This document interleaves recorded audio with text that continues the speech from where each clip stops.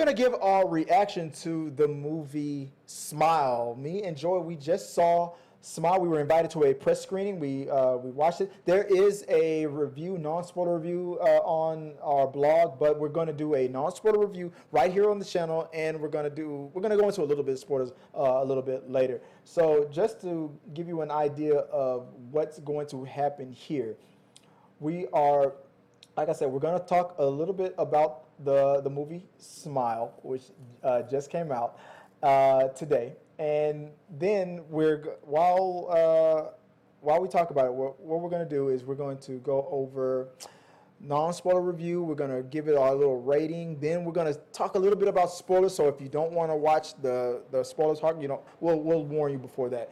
And then we're going to talk about the future, franchise potential from that. So that's what we're going to talk about when it comes to everything Smile. So joining me on this review is my wife, Joy. Hey, babe. Hey. How you doing? I'm good. We went to see Smile. Was it last night? Last night. Today's Thursday, and we went to see it last night. Had some fun watching it. We might have made out a little bit during it. No, we didn't. I thought the movie was good. Where did you land on it? Like overall, I mean, I know scary movies aren't your go-to, but what did you think about the movie overall? As far as scary movies go, it was, I would say, better than most for me. Because a lot of times I don't really find them very scary. Very predictable. Uh-huh. So I would say this one it had good creep factor.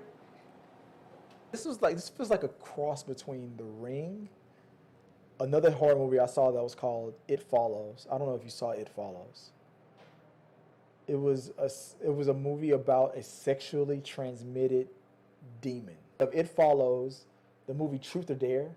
I don't know if you remember that horror movie. Well, I mean, with that weird smiling that they did when you got possessed. I won't say this is a spoiler because it's part of the If it was in the trailer, commercials, then it's not a spoiler. where the trailer has the guy's voice telling her, she asks him, when did this person see it?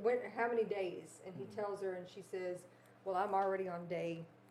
Yeah, That was in a commercial. It reminded me of The Ring. Well, there's been more.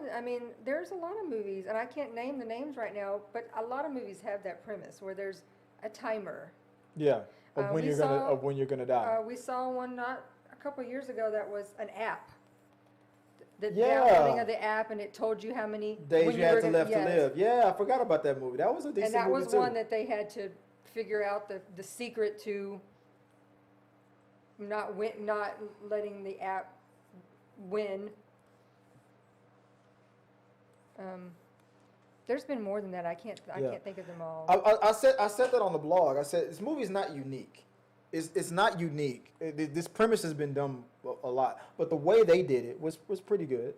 I enjoyed it. The tones that it set, because I remember seeing people on the commentations. They were saying like, "Oh my God, there's going to be a bunch of them. We got a new kitten here, guys." So sorry. So I thought that the tones that they set. How do I put this? I thought there was people in commentation that were saying, "Oh my God, there's going to be a bunch of jump scares. This movie is just going to be another jump scare heavy movie," but it wasn't. Everything else was about tone. It was about sound. It wasn't about the jump scares. It was about the creepiness. The scariest parts were the people that they cast to do that creepy ass smile. That's why the marketing was so great in this. So overall, I think this is a very solid horror movie, and I think there's a lot more that could potentially become. Overall, I know, like I said, horror isn't your go-to, but what did you think about it after we saw this film overall? I think those that like horror will like it. Mm-hmm. Kevin Bacon's daughter, what do you think she did? She did a good job with this film. Yeah. I haven't seen her in anything else besides this. It's the first thing I've ever seen her in. But we've seen Kevin Bacon do like Stir of Echoes. He's done a lot of horror. Well, he just did one. And yeah, so as far as We that didn't watch family, it yet. they're good with the horror. So I think she did him proud. She did a really good, solid job. I mean, I don't know that that was his first movie, but you know, he got his start, at least semi-started, big screen with the Friday the 13th. Right.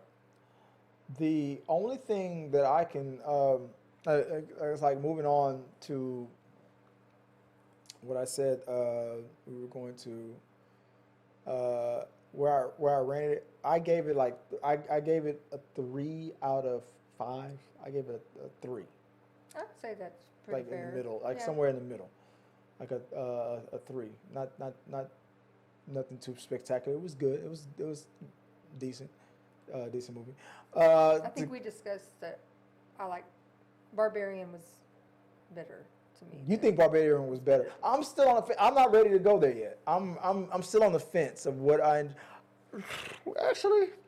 I think because Barbarian had so much more and to it was it. so There was different. action, there was scare, there was a the- lot more to it. The fact that And that it was very unusual. It wasn't the same movie, thing. It was different. the fact that it cut and turned into like a different movie halfway through, probably, yeah, I would probably give Barbarian the edge. Then that's where we are on that. Now to get into a little bit of spoilers talk. Not heavy spoilers, but here's where I'm going with this. I'm announcing this is a spoilers talk, but I'm really going into franchise potential. Because once the monster was revealed, and sort of, because when because she was dealing with a lot of trauma with her mother, and then throughout the majority of the movie, when the monster took shape, it was her mother. Because that was her trauma. That was good. That for her, that for the majority of the movie, it was took the shape of her mom. The mom played the monster. We're talking about franchise potential. I see, because this movie dealt with a woman who had this curse put upon her after you got this curse. If you witnessed a person who was possessed by this demon kill themselves, if you witnessed it, the second you witness it, you get the demon attaches itself to you. But on top of that, I guess it made it easier for the demon to attach itself to you, is if you witness the demon possess somebody that can make them kill themselves, and if you yourself had a history of witnessing some kind of trauma, if you've witnessed anybody else kill themselves in the past. It was very complicated, but that was pretty much the rules. So if you've ever witnessed anybody kill themselves in the past, and then you witness this demon make someone kill themselves because this demon possessed them, then the demon would attach itself to you. And we learned that the hero, Kevin Bacon's daughter, her ex-boyfriend, he played a cop investigating these deaths, and she kind of solved. Well, he wasn't even investigating them because it was She forced to investigate. basically to them it was cut and dry. Like, the girl, it's suicide. They were done. These were considered suicides. She looked into it, go backwards and trace it, and they noticed the to pattern. see the pattern. They saw the pattern. They saw where the pattern broke, and on all that good stuff. And at the end, when the demon finally got her and killed her, and he witnessed it, I saw right there. I think we talked about this earlier. That's where we can get our sequel. If a part 2 is to come from this movie and it continue with that cop,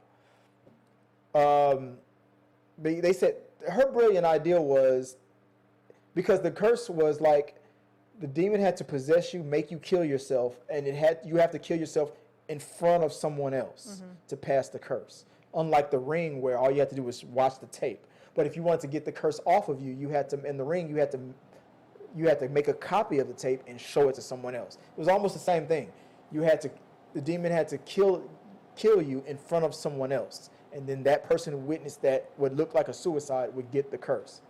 Her brilliant plan was, well, if I die alone, the curse can't spread. It was a brilliant plan. It almost worked, but her fucking ex-boyfriend showed up to help her, and he witnessed her die in front of his But her eyes. mind was already playing tricks on her, so she didn't even realize she thought she won. She thought she won, She but thought she was already the demon, gone and the back demon in town just and- messing with her.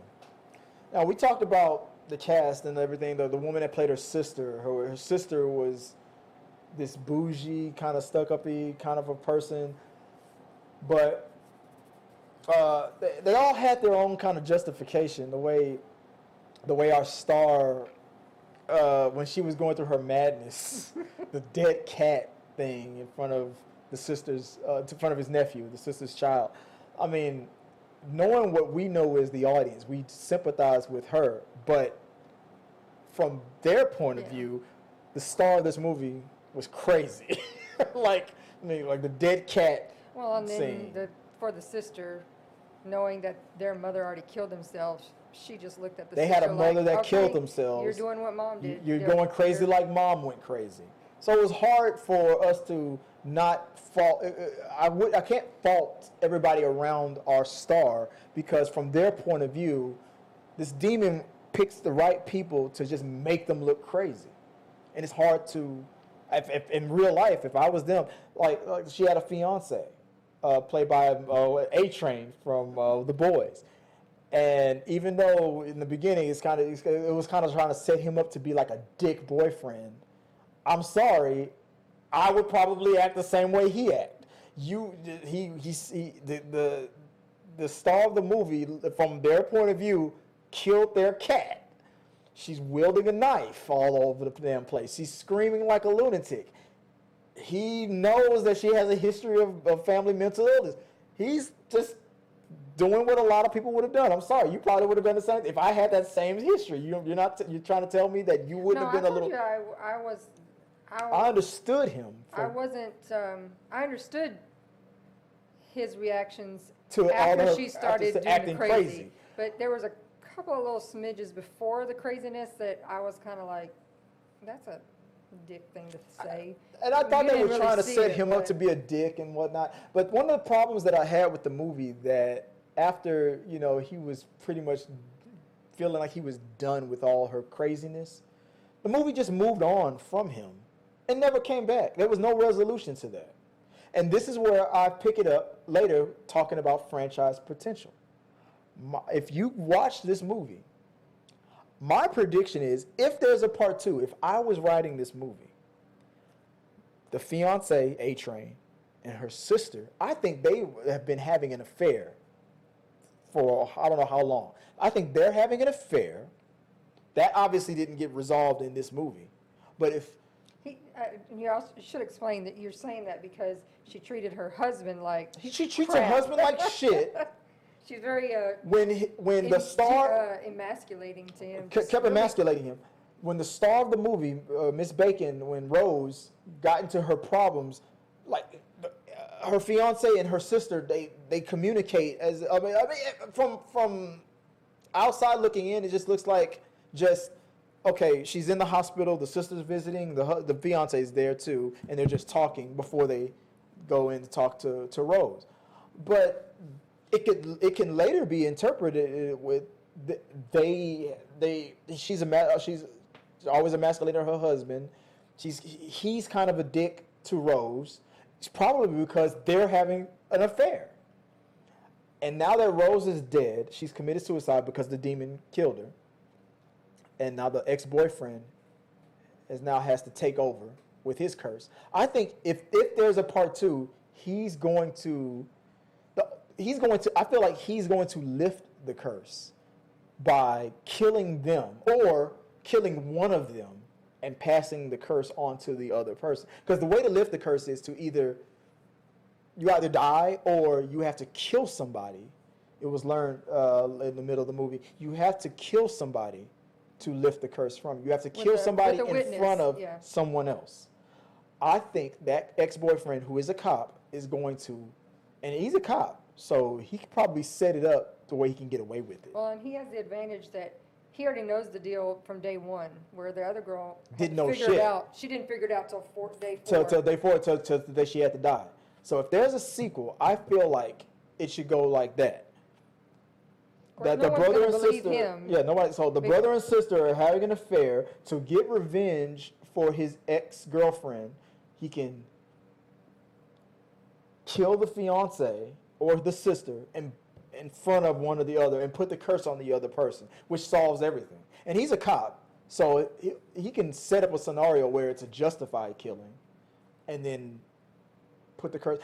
I feel like that's where it's going to go. If this movie does well, and I feel like it should, I hope it does. I'm sure it's a low budget, not that much big of a budget, and I think the marketing of it was so good. I think this movie can do well.